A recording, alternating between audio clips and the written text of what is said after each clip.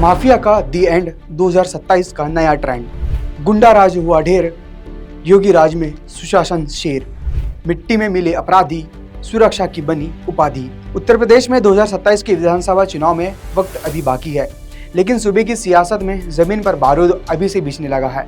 मुख्यमंत्री योगी आदित्यनाथ ने मऊ की धरती से एक ऐसा चक्रव्यूह तैयार किया है जिसने समाजवादी पार्टी के थिंक टैंक को बेचैन कर दिया है। मऊ, जो कभी मुख्तार अंसारी की खौफ का केंद्र था, वहां खड़े होकर सीएम योगी ने सीधे तौर पर सपा के पुराने माफिया राज पर ऐसा प्रहार किया जो सिर्फ एक भाषण नहीं बल्कि 2027 का पूरा चुनावी एजेंडा है। आज के इस रिपोर्ट में हम बात करेंगे कि कैसे अपराधियों का अंत अब 2027 में सपा को बैकफुट पर धकेलने का सबसे बड़ा सियासी हथियार बनने जा रहा है। नमस्कार, मेरा नाम है आयुष और आप देख रहे हैं ONOG न्यूज। उत्तर प्रदेश की सियासत में मऊ का एक खास इतिहास रहा है, एक ऐसा इतिहास जो विकास से कम और असली की धमक से ज्यादा जाना जाता था। लेकिन मऊ के मंच पर जब मुख्यमंत्री योगी आदित्यनाथ पहुंचे तो उनके तेवर ये बताने के लिए काफी थे कि अब यूपी का भूगोल और नैरेटिव दोनों बदल चुका है।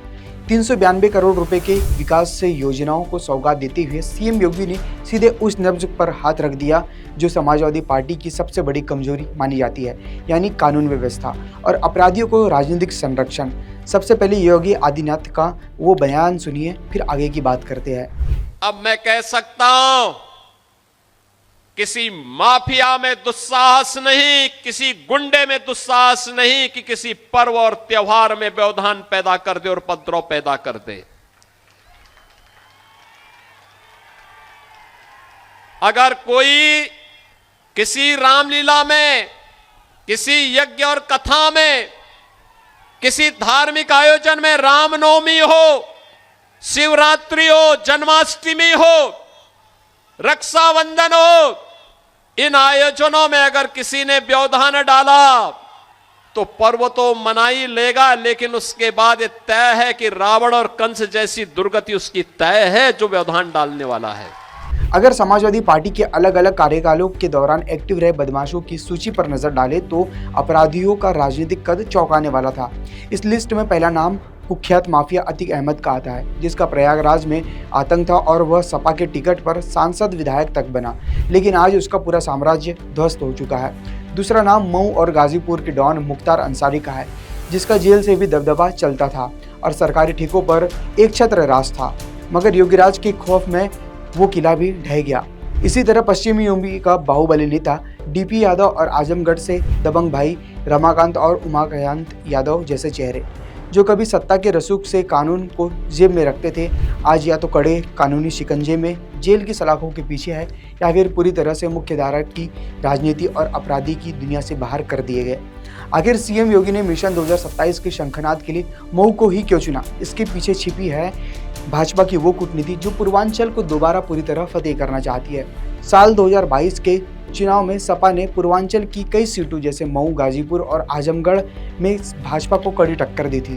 भाजपा के रणनीतिकार जानते हैं कि अगर 2027 में दोबारा पूर्ण बहुमत का किला बचाना है तो पूर्वांचल की इन सीटों पर सपा के पारंपरिक वोट बैंक को तोड़ना होगा और इसके लिए भाजपा के पास सुरक्षा और सुशासन के लिए बड़ा कोई कार्ड नहीं है। अतीक अहमद और मुख्तार के साम्राज्य का खात्मा, ये वो दो बड़े नैरेटिव है जिसे भाजपा जनता के बीच जिंदा रखना चाहती है। दूसरी तरफ समाजवादी पार्टी और अखिलेश यादव लगातार खुद को PDA यानी पिछड़ा दलित अल्पसंख्यक के नए फार्मूले के साथ पेश कर रही है।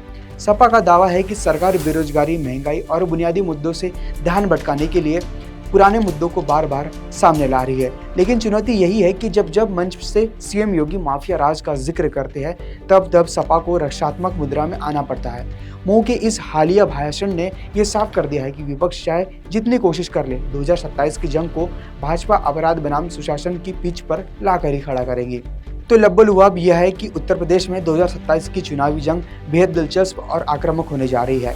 मुख्यमंत्री योगी आदित्यनाथ ने मऊ से माफिया के अंत की कहानी सुनाकर यह साफ कर दिया है कि समाजवादी पार्टी का अतिथि 2027 में उसकी सबसे बड़ी कमजोरी बनने वाला है। विपक्ष जहां रोजगार और महंगाई के चक्रव्यूह में सरकार को घेरना चाहता है, तो वहीं भाजपा सुशासन और सुरक्षा की उस ढाल को आगे कर रही है जिसे भेद पाना विपक्ष के लिए फिलहाल आसान नजर नहीं आता। देखना होगा कि मऊ से उठी यह सियासी चिंगारी 2027 के आते आते उत्तर प्रदेश में सत्ता की कौन सी नई इबारत लिखती है। बहरहाल इस रिपोर्ट में फिलहाल इतना ही। आपकी क्या राय कमेंट में जरूर बताइएगा। वीडियो पसंद आए तो लाइक और शेयर जरूर कीजिएगा। चैनल को सब्सक्राइब करना ना भूलें और देखते रहिए ONOG न्यूज़। नमस्कार।